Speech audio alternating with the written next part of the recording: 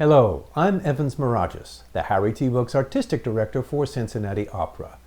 Welcome to the second in a new online series of presentations by Cincinnati Opera we're calling Raps to Go. It's a virtual incarnation of our popular long-running series of opera raps, where we preview events in a coming season or engage with the incredible variety of inspiration that powers our art form. I never tire of hearing how opera lovers became opera lovers. Romance is often involved, happy accidents abound, and just pure coincidence is also a contributing factor. I thought we'd begin this new initiative by connecting with opera lovers, opera professionals, and opera artists to hear their stories. So, for the next few minutes, join me and our guest Chris Milligan to hear how he fell in love with opera. Chris is our newly appointed General Director and CEO. But if you know our company at all, you'll already know Chris as our longtime Marketing Director and more recently Chief Operating Officer.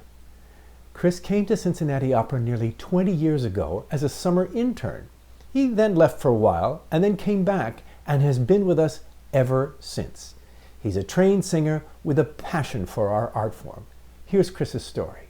Hi, I'm Chris Milligan, General Director and CEO for Cincinnati Opera, and I wanted to share a little bit about how I fell in love with opera. When I was 14 years old, I stopped by my local library and picked up an LP. And the LP featured on its cover a large man on an even larger horse. That album was Luciano Pavarotti's Mattinata, and from that moment forward I fell in love with Luciano Pavarotti, prizing particularly his high notes and his ability to, almost like an athlete, wow his audiences. It wasn't until 1989, when I became a production intern for Cincinnati Opera, that I learned of opera's power to affect you emotionally. That season featured an amazing lineup of Don Carlo, Così fan tutte, La Traviata, and Romeo and Juliet. For me, it was La Traviata that just broke my heart. Jenny Drvala was the soprano, and Gregory Kundi was her Alfredo.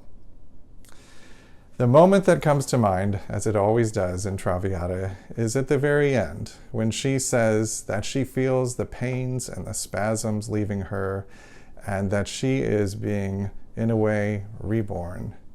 Alas, we know how it ends, and Traviata breaks our heart. I always think when it's a good performance, this time, maybe she'll live. Traviata continues to have a special place in my heart, and more broadly, so does Verdi, all of Verdi's works, and Puccini.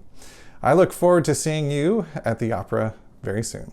From a recent Cincinnati Opera La Traviata, here is that finale, sung by Eileen Perez as Violetta and Stephen Costello as Alfredo.